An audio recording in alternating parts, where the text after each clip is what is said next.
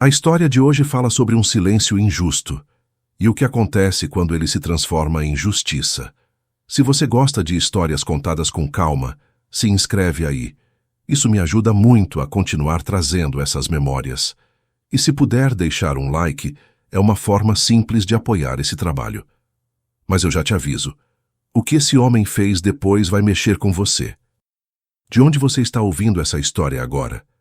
Me conte aqui nos comentários de onde você está ouvindo essa história, para eu saber até onde essas histórias estão chegando. O dia começou com um sol tímido, entrando pelas cortinas, como se tivesse medo de perturbar alguém.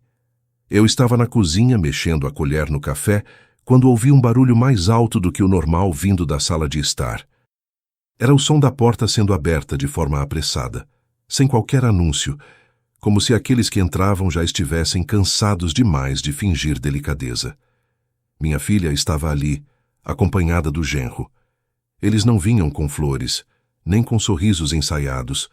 Tinham olhares rápidos e vozes tão sérias que soavam como sentenças antecipadas. Eu realmente acreditava, naquele momento, que estavam ali para verificar como eu estava. Afinal, eu havia passado por uma pequena cirurgia havia poucas semanas. Mas o que veio em seguida mudou tudo. Pai, começou minha filha com um tom que misturava pressa e superioridade. Precisamos falar sobre a sua aposentadoria. Eu tomei mais um gole de café, sem entender a pressa, até ela completar a frase. A gente viu que você recebe um valor bom. E nós achamos que, bem, seria mais justo se a gente administrasse tudo por aqui. Justo, ela disse, como se tivesse direito automático sobre aquilo que era meu. Eu a encarei por alguns segundos antes de responder. Não foi por raiva, mas por confusão. Aquela frase, tão direta, tão indiferente, ecoou dentro do meu peito como algo que eu não esperava ouvir de quem um dia dormiu no mesmo teto que eu. Justo para quem? Perguntei, colocando a xícara na mesa com cuidado, como quem tenta encontrar equilíbrio em meio ao desequilíbrio. Antes que minha filha pudesse responder, meu genro completou. Você só está vivo por nossa culpa agora, pai. A gente paga as contas da sua casa, ajuda com o que precisa. Então é óbvio que... Ele não terminou a frase, mas nem precisava. A afirmação estava ali, pairando como uma sentença fria, cortante. Eu senti um silêncio profundo se instalar por alguns instantes, como se o ar tivesse se encerrado dentro da sala. O relógio na parede soava mais alto do que deveria.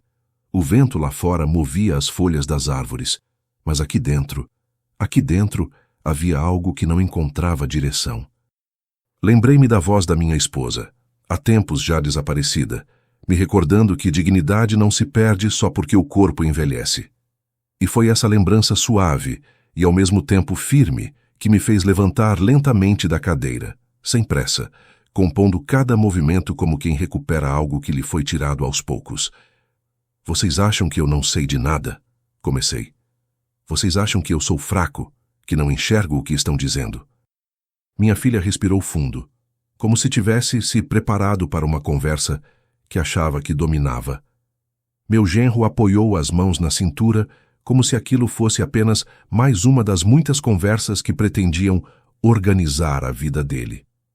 Pai, a gente só quer o melhor para você, repetiu a frase fria que, sem perceber, revelava mais sobre eles do que sobre mim. Foi então que percebi o cheiro do passado invadindo minha memória. Cheiro de café coado pela manhã, cheiro de pão assando no forno, cheiro da casa quando estava cheia de risos e vida. Percebi naquele instante que tudo aquilo que eu havia construído durante décadas estava sendo reduzido a uma matemática simplista de conforto e conveniência. Minha filha ergueu a voz, como se a pressa de convencer pudesse funcionar melhor do que o respeito. Não queremos incomodar. Mas você precisa saber que estamos cuidando de tudo. Cuidando de tudo. Era bonito na teoria. Era conveniente na prática. Era frio. Na alma. Sem que eu percebesse, meus dedos estavam apertando a borda da mesa, como se buscassem estabilidade num mundo que de repente parecia escorregadio. Meu coração bateu mais lento, não de medo, mas de atenção. Aquela reação silenciosa que nasce quando precisamos colocar em ordem uma verdade que vinha sendo ignorada por muito tempo. Levei a mão ao bolso como quem procura uma lembrança e tirei um pequeno gravador. Nada moderno, nada chamativo. Era apenas algo que minha esposa me deu um dia, dizendo que, um dia, pode ser importante lembrar de tudo com clareza. Apontei o gravador para eles. O olhar de surpresa estampou-se primeiro no rosto da minha filha, depois no do genro. "O que é isso, pai?" perguntou ela, a voz traindo uma ponta de medo. "Escute", respondi apenas. Pressionei o botão e a sala foi preenchida por vozes antigas. A voz da minha esposa, firme, calma, amorosa, falando sobre dignidade, respeito e vida. Depois a voz dos filhos, falando de planos, promessas e juras de amor que eu lembrava vagamente. E então a fala dela, minha esposa, cristalina como se o tempo não tivesse passado. A aposentadoria dele é dele, porque ele trabalhou por isso. E ninguém, nem por parentesco ou conforto, tem direito de usurpar o que foi conquistado com dignidade. O juiz ouviu em silêncio e decidiu. E naquela sala onde minha filha e meu genro pensavam ter controle de tudo, o mundo mudou, não com gritos, mas com a verdade. Naquele momento, ele não entendeu, mas aquilo não era apenas um desacordo familiar. A primeira manhã no asilo não começou com gritos nem com pressa. Acordei ao som suave de passos distantes e o tilintar abafado de utensílios de cozinha sendo arrumados. Era um som diferente do que eu estava acostumado. Não tinha vida, nem risos, nem a cadência familiar de conversas domingueiras. Era silêncio, e ainda assim, um silêncio que parecia conter todas as palavras que nunca mais seriam ditas em voz alta. Levantei-me devagar. Meus ossos protestaram, não com dor, mas com lembrança de todos os anos que carreguei essa carne comigo. O quarto era simples, 2 camas paralelas, um armário que rangia quando aberto e uma pequena janela que deixava entrar uma luz morna, mas fraca. A vista era de um muro baixo e um pátio vazio, onde algumas cadeiras de metal esperavam, como se convidassem qualquer um para sentar e apenas existir. Caminhei até a janela e observei o céu levemente nublado. Havia um vento leve que fazia as folhas treparem timidamente nas árvores lá fora. Era um cenário comum, quase banal. Mas ali dentro ele parecia denso, pesado, cheio de significado. Era como se o ar lembrasse cada abandono que já aconteceu por ali e sussurrasse essas histórias por baixo da respiração. No corredor, uma cuidadora passou por mim com um olhar gentil, mas cansado. Ela disse, "Bom dia", com um sorriso discreto e seguiu adiante, empurrando um carrinho com pratos de café da manhã. Aquele som de porcelana encostando na bandeja ecoava como um sino lento, chamando todos para a refeição. Fui até o refeitório num passo mais firme do que eu esperava. O ambiente estava cheio de rostos imóveis. Alguns olhavam para os pratos sem realmente vê-los. Outros observavam as paredes como se elas guardassem histórias mais interessantes que qualquer conversa. O cheiro do café era ralo, misturado com o odor de desinfetante que nunca parecia sair dos cantos. O som de colheres batendo nos pratos era quase um ritmo compassado. Cada toque era um fragmento de vida ainda presa ali. Sentei-me e tomei café devagar. Cada gole era um exercício de presença, não de sobrevivência. Ao meu lado, um senhor de cabelos grisalhos mexia o pão no leite morno sem olhar para ninguém. Ele parecia alheio e atento ao mesmo tempo, como se estivesse vivendo e lembrando ao mesmo tempo. Olhei para ele por um momento e tentei adivinhar sua história. Talvez tivesse sido pai, talvez tivesse sido marido, talvez tivesse amado e sido amado, até o silêncio engolir tudo. De volta ao quarto, sentei na borda da cama e olhei para a minha pasta marrom, guardada com zelo. Ainda havia ali o gravador que usei para reproduzir a voz da minha esposa na presença da minha família. O objeto simples tinha uma função dupla: preservar memória e servir de testemunha silenciosa daquilo que eu sabia ser justo. Tirei o gravador do bolso, olhei para ele por alguns instantes e fechei os olhos, deixando vir à tona lembranças de um tempo em que a nossa casa tinha portas abertas e risos prolongados pela sala. Lembrei-me de um aniversário de casamento. A mesa posta com toalha branca, o som de risadas dos nossos filhos e o cheiro de bolo fresco que minha esposa sempre fazia naquele dia especial. Eu, com a gravata que ela adorava, tentando tirar uma foto que jamais ficou no álbum, porque todos estavam rindo demais para posar. Às vezes penso que a alma dela ainda entra no quarto quando a luz do sol bate de um jeito específico na parede. Como se dissesse, a vida é feita desses momentos simples. Mas agora não havia festa, não havia mesa posta, não havia abraços. Havia apenas o silêncio pesado dos dias monótonos, e mesmo assim, eu respirava devagar, atento, consciente. Passei a tarde caminhando devagar pelo pátio interno do asilo. Algumas cadeiras jogadas aqui e ali, um banco de madeira gasto pelo tempo, um arbusto com flores murchas. Tudo parecia ecoar a mesma ideia. Aquilo que foi vivo um dia pode parecer esquecido agora, mas ainda pulsa em algum lugar quando a gente se dá tempo de olhar. Testemunhei olhares que não se cruzavam, pessoas que se sentavam sozinhas, como se cada uma guardasse um pedaço de silêncio pesado demais para ser dividido. Foi nesse caminhar lento, sem pressa, sem objetivo, além de estar presente, que percebi que ali, naquele lugar aparentemente sem emoção, havia gente que ainda tinha história. Histórias como a minha, histórias de vida acumulada em rugas, em cartas não enviadas, em telefonemas não atendidos.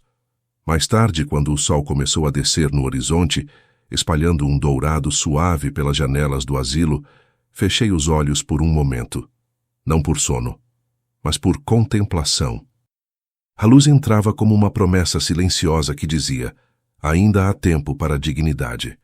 Foi então que, com mais clareza do que eu havia sentido nos últimos dias, entendi que minha presença ali não era sinal de derrota. Era um tempo de preparação, um tempo de reflexão, um tempo de prova. E enquanto caminhava de volta ao quarto com passos lentos, mas determinados, percebi com suavidade o que estava nascendo dentro de mim. Eu não estava em silêncio por fraqueza.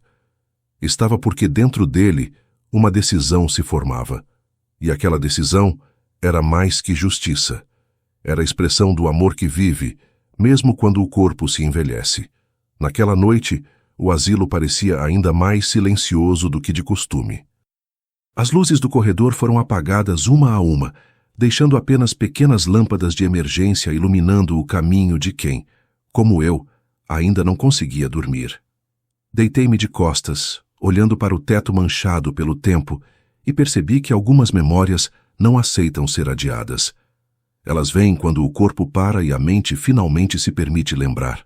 Foi ali, naquele quarto simples, que o passado começou a se abrir com clareza. Não como um filme rápido, mas como uma sequência lenta de cenas que pediam atenção, respeito e tempo. Eu me lembrei do início de tudo, do primeiro emprego fixo, ainda jovem, quando voltava para casa com as mãos calejadas e o coração cheio de planos. Lembrei do dia em que assinei o financiamento da casa, com medo e orgulho misturados.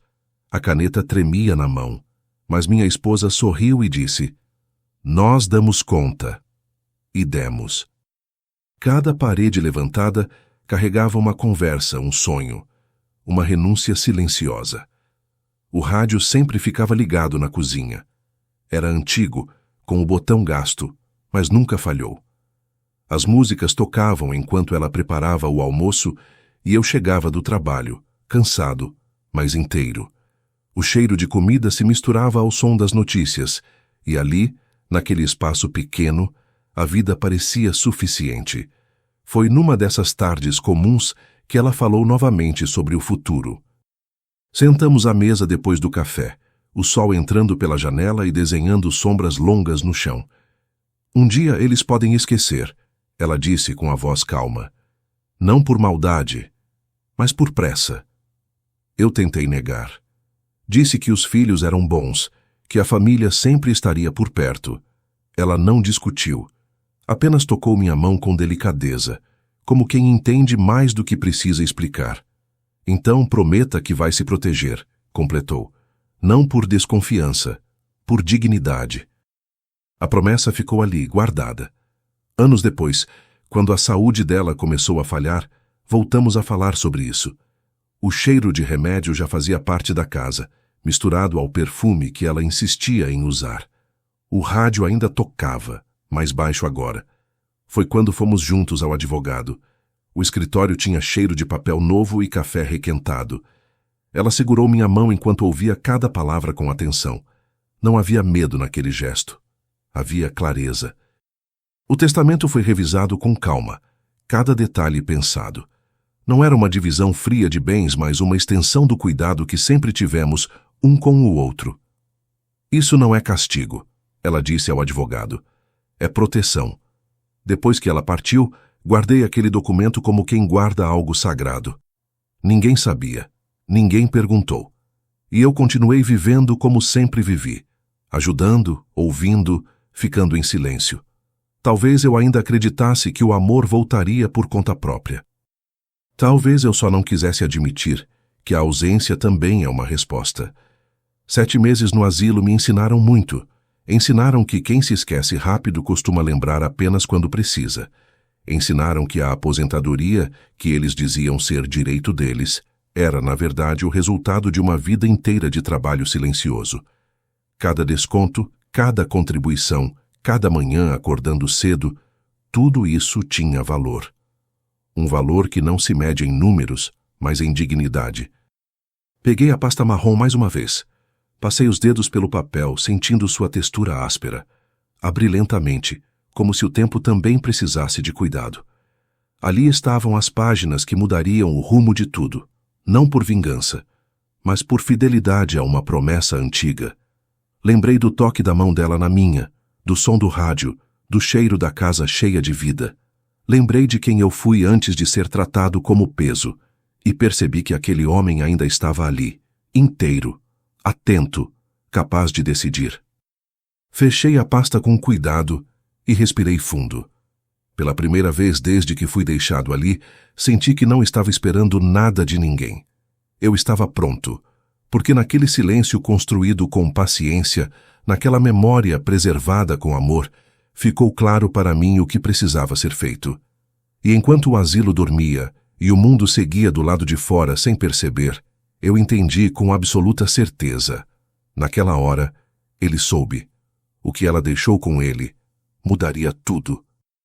Os dias que se seguiram àquela tarde em que escutei a própria voz da minha esposa gravada, minha voz, a voz dela, falando de dignidade, respeito, trabalho e valor, foram estranhamente calmos.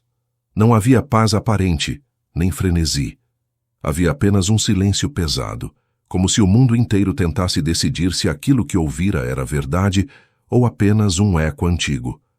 Eu, no entanto, sentia uma coisa que há muito não sentia: clareza. E foi com essa clareza tranquila que recebi o aviso de que minha família queria me encontrar novamente. Agora não para conversar sobre o melhor para mim, mas para discutir questões importantes e acordos legais. A frase, por si só, já cheirava a tentativa de retomada de controle. Mas meu silêncio rodava em torno de outra coisa: compreensão, firmeza e verdade. No corredor do asilo, quando anunciaram que eram esperados, meus pés pareceram pesar menos do que de costume. Caminhei devagar, como se cada passo tivesse tempo de observar. Observar o chão, as paredes, a luz entrando pelas janelas. Era como se o silêncio fizesse tudo ao redor mais nítido. O padrão do piso, o barulho distante de cadeiras de rodas, o som de algo que não se apressa. Quando entrei na sala reservada para a tal conversa, encontrei minha filha e meu genro esperando, com expressão tensa e pastas nas mãos. Pastas cheias de papéis, itens, anotações, calculadoras e conspirações bem ensaiadas.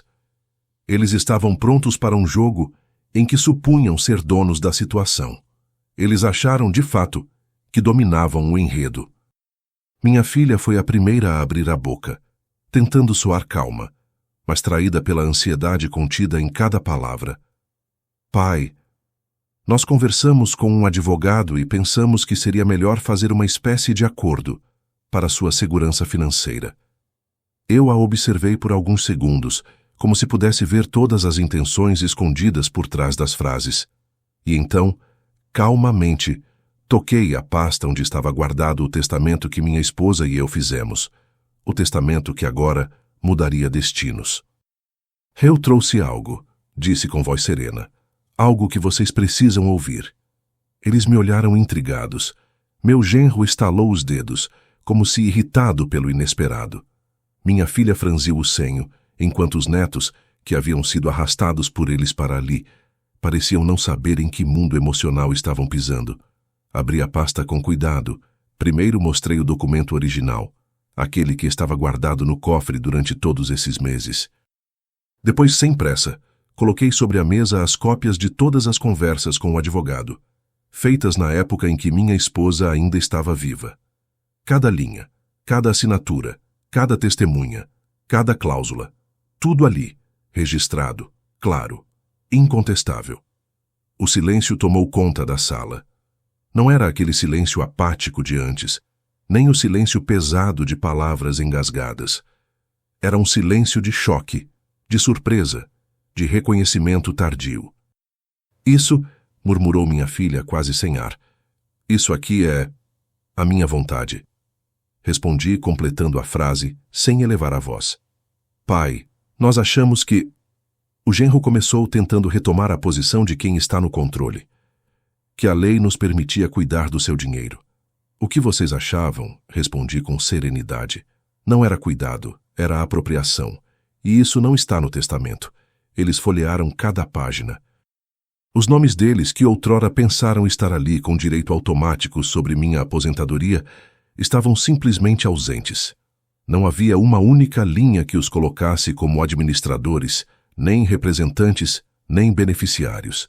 Ele, com a voz baixa e o olhar agora sem arrogância, perguntou: Então isso significa que... Sim, falei. Significa que não existe partilha a ser feita como vocês achavam. Minha vontade é esta, apenas esta. Assim está registrado. Assim foi assinado. Minha filha levou a mão à boca, como se a leitura tivesse deixado um buraco no peito dela. O genro virou o rosto, tentando esconder o estado de desconforto que não se disfarça com facilidade. Os netos trocaram olhares chocados, entendendo, talvez pela primeira vez, que aquilo que se pensa ter direito de posse nem sempre passa de ilusão. E foi ali, naquele momento solene, que a sala ficou tão silenciosa quanto um templo, porque uma verdade havia sido revelada e a atmosfera inteira parecia segurá-la como se fosse um objeto frágil, porém inegável. Não houve gritos, não houve explodir de emoções. Apenas a quietude densa de quem recebeu algo que jamais imaginou que precisaria enfrentar. E naquele instante, mesmo os que nunca respeitaram aquele velho, sentiram o peso do que fizeram, porque o silêncio dele não era fraqueza. Era uma armadilha de consciência que agora, pela primeira vez, colhia justiça. O peso do silêncio naquela sala foi maior do que qualquer grito poderia ter sido. Enquanto minhas palavras ecoavam sem pressa, eles folheavam cada página do documento na mesa, não com a arrogância de antes, mas com o peso de quem percebe que toda pretensão tem um espelho, a verdade. Cada nome ausente, cada cláusula escrita com clareza e intenção, transformava o silêncio em algo muito mais profundo do que qualquer conversa ríspida poderia ser.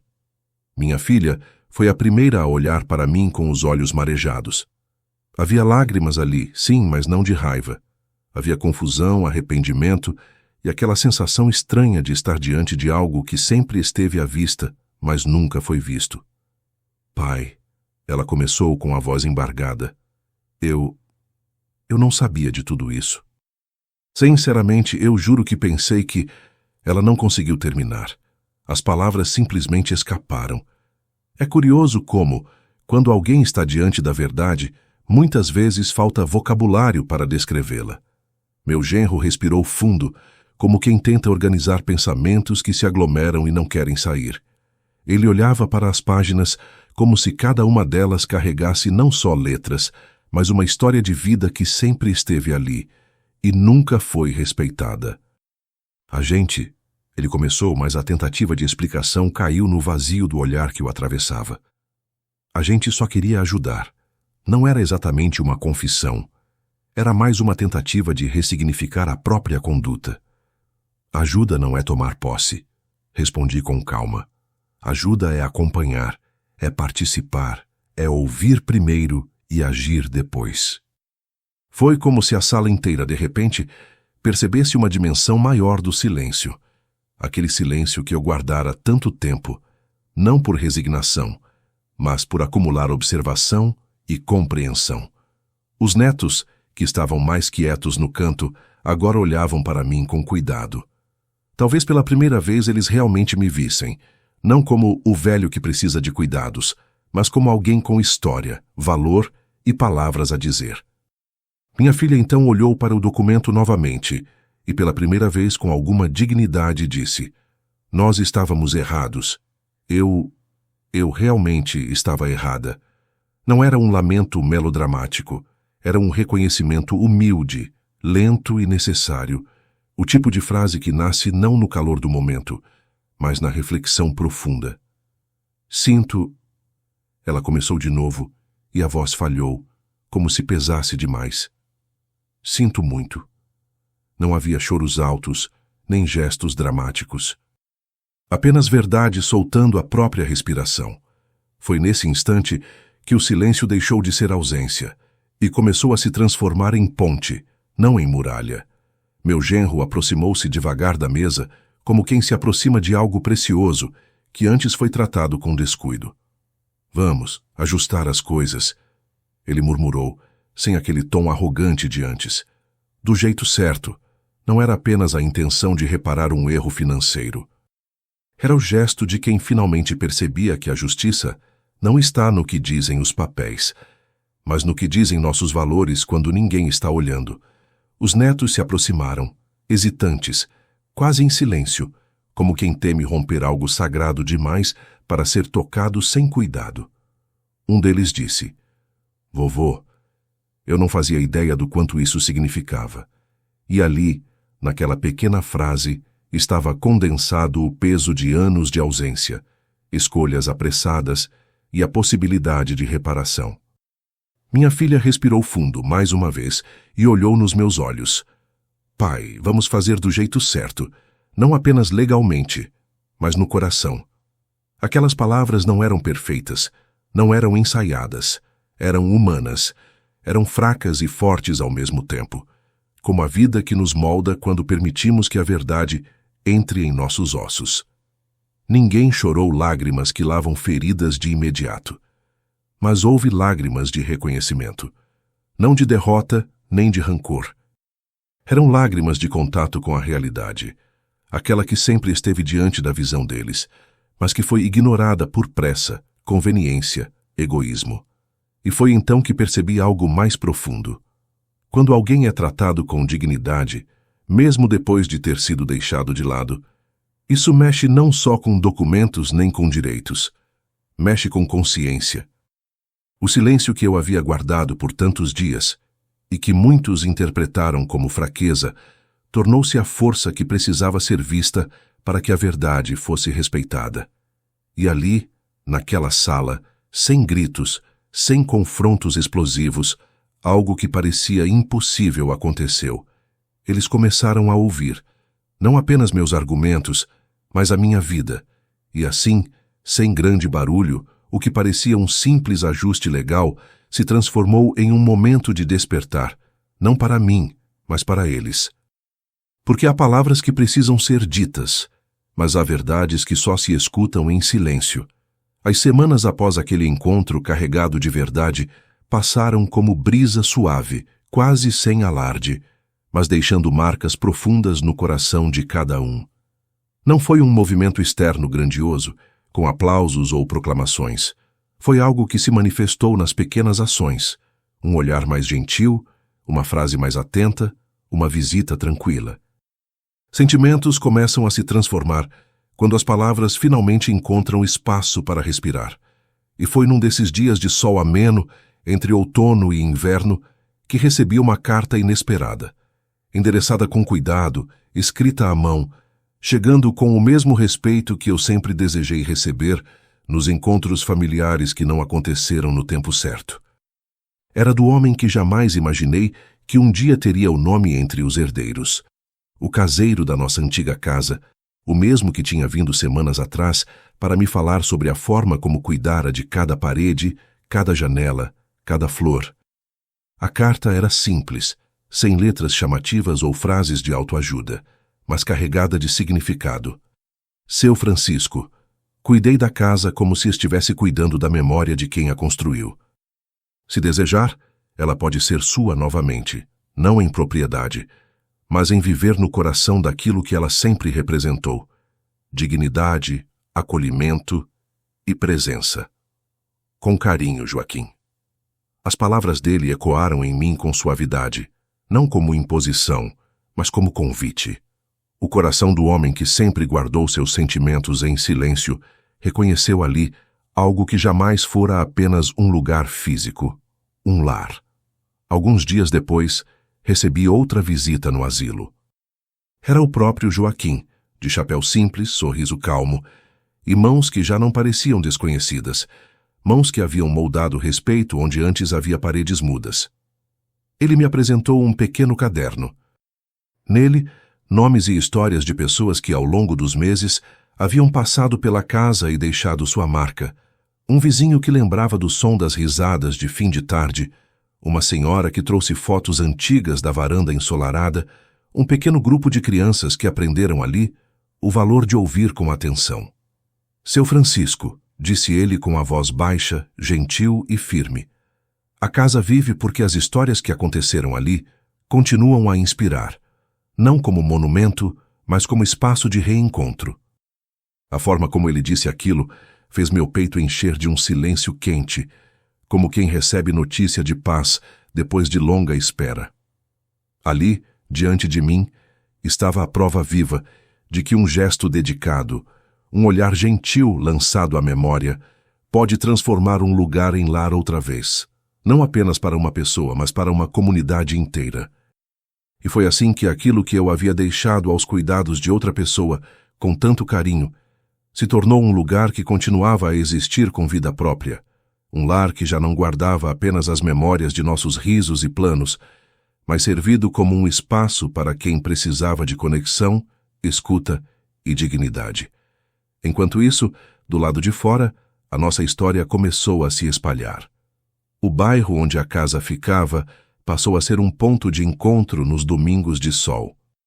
Pessoas levavam chá, conversavam, contavam como haviam aprendido a olhar para seus entes queridos com mais paciência e respeito depois de conhecerem o relato da minha vida. Alguns diziam que aquela história tinha mudado a maneira como liam suas próprias relações. Outros falavam de perdão, outros de cuidado que foi tardio, mas ainda assim genuíno. Nos corredores do asilo, onde antes me olhavam com complacência ou indiferença, agora havia sorrisos discretos e cumprimentos respeitosos. Alguns cuidadores se aproximavam para dizer que, depois da nossa conversa, decidiram ligar mais vezes para suas famílias, ouvir com mais atenção, falar com mais carinho. O impacto de um coração que permanece íntegro, mesmo diante da ausência de amor, se espalhou em formas sutis mas profundas. Não demorou para que até alguns moradores da cidade viessem me visitar, simplesmente para agradecer. Porque a minha história tinha feito com que muitos lembrassem de seus próprios pais, avós, mães, tios, pessoas que mereciam ser vistas e ouvidas com mais ternura do que elas haviam recebido em anos de pressa e rotina. E por fim, um dia, recebi outra carta. Desta vez de um pequeno grupo de vizinhos que se reuniam na casa. Hoje ela é mais do que paredes, ela é memória viva, um lugar onde vidas se cruzam com respeito. Li aquilo e respirei fundo, com o coração leve e tranquilo. O nome da minha esposa, o meu próprio nome e o gesto silencioso que fizemos tantos anos antes, não como um grito, mas como um sussurro de dignidade, continuavam em lugares onde antes havia apenas silêncio. E mesmo depois que ele se foi, o nome dele ficou nos lugares onde só existia silêncio. Porque a vida cumpre sua promessa com quem sabe escutar e amar sem esperar retorno, e de maneira discreta e forte, constrói eternidade na memória daqueles que ainda têm olhos para ver e coração para lembrar. Passaram-se anos desde aquele processo silencioso que começou no asilo e se espalhou como vento em dia nublado. Suave, mas perceptível. O tempo não apagou a história. Apenas a transformou em algo maior do que eu podia imaginar. Porque quando verdade e dignidade caminham lado a lado, a vida encontra um jeito de multiplicar o impacto de um gesto. A casa que um dia abrigou minhas memórias imediatas, do tempo em que minha esposa conversava comigo à luz do entardecer, agora era um ponto de encontro para muitas outras histórias. Aquele lugar deixou de ser apenas um edifício de tijolos para virar símbolo de respeito e presença. Pessoas iam até lá não apenas por curiosidade, mas por necessidade, de ouvir, de lembrar, de se reconhecer nas linhas que unem passado e presente. No bairro, os encontros de fim de tarde tornaram-se uma tradição não escrita. Vizinho trazia chá, outro levava café quente, alguém aparecia com um bolo simples. E ali, na varanda pintada de azul, a mesma cor que um dia minha esposa dizia que lembrava céu de domingo, conversas fluíam. Não havia pressa. Ninguém olhava para o relógio. Era um tempo de pausa, de história oral, de sussurros que atravessavam gerações. Algumas vezes, os netos que antes eram jovens confusos, aqueles mesmos que um dia olharam o testamento sem entender, traziam seus próprios filhos para ouvir as histórias reais de vida, que começaram com um senhor deixado no asilo. E as crianças ouviam com atenção, como se estivessem descobrindo um segmento esquecido do mundo, que a velhice tem valor, que cada ruga é um capítulo, e que cada decisão tomada em silêncio pode reverberar mais forte do que 1000 palavras apressadas. Foi assim que um dia, na casa, um grupo de visitantes se reuniu para um pequeno memorial.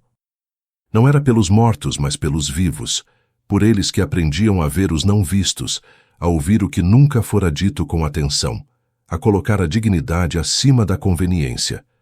Houve relatos de idosos que voltaram a escrever cartas para seus filhos. Houve netos que decidiram se mudar de cidade para ficar mais perto de seus avós. Houve adultos que resolveram visitar os pais, mesmo que por instinto e sem urgência, simplesmente porque era hora de ver de verdade. O asilo onde passei os primeiros meses também mudou. A equipe de cuidadores, muitos dos quais haviam escutado da minha história com reverência, começou a tratar cada residente não como número, nem como rotina a ser cumprida com pressa, mas como pessoa que merece ser ouvida. Os corredores ganharam murais com fotografias antigas, lugares para leitura tranquila, bancos ao sol onde velhos e visitantes podiam se sentar em silêncio, juntos. Certa manhã, uma das cuidadoras que estava lá desde antes da minha chegada me disse com voz serena: "O senhor mudou algo aqui. Não sei explicar direito, mas coisas que pareciam pequenas, um sorriso, uma palavra gentil, agora são parte do nosso jeito de trabalhar." Eu a ouvi com calma, sentindo o peso suave das palavras que traziam brilho às paredes daquele lugar. O tempo passou, e o nome da minha esposa, a grande inspiradora de tudo aquilo, era frequentemente lembrado nas conversas do bairro. Pessoas falavam dela com carinho, como se ela tivesse deixado não apenas um documento, mas um legado de dignidade humana que tocou corações além de qualquer expectativa. Os netos, já adultos, muitas vezes se reuniam no jardim da casa para contar como a vida deles mudou depois de aprenderem a olhar de forma mais cuidadosa para aqueles que envelhecem. O mais novo, agora com filhos pequenos, dizia à sua esposa suavemente: "Foi o silêncio dele que me ensinou a ouvir."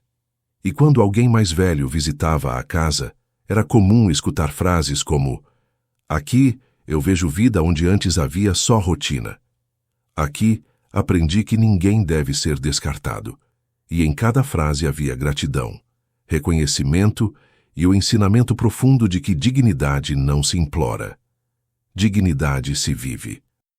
Quando finalmente deixei este mundo, já em idade avançada, sem dor, com a mesma calma que sempre guardei, O sufrágio de minha vida foi sentido sem histeria, sem grandes discursos. A paz que encontrei veio da consciência de que havia plantado mais do que bens materiais.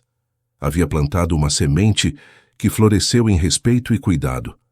As pessoas escreveram cartas, deixaram flores à porta da casa, lembraram-se de mim com um sorriso suave e olhos úmidos. Essa forma de lembrança, tão sutil quanto profunda, mostrava que minha vida deixou marcas que não precisaram gritar para existir. No entardecer de um domingo ensolarado, uma placa discreta foi colocada na varanda da casa com frases de dignidade, amor e memória. Um pequeno gesto de homenagem que refletia tudo aquilo que aprendi e compartilhei. Aqui viveu alguém que nos ensinou a olhar. E naquele lugar, onde antes havia apenas silêncio e abandono, havia agora conversas, histórias e vidas que se entrelaçavam em respeito. Porque, às vezes, quem o mundo chama de peso é quem mais sustentou tudo em silêncio. Se essa história te tocou, comenta de onde você está ouvindo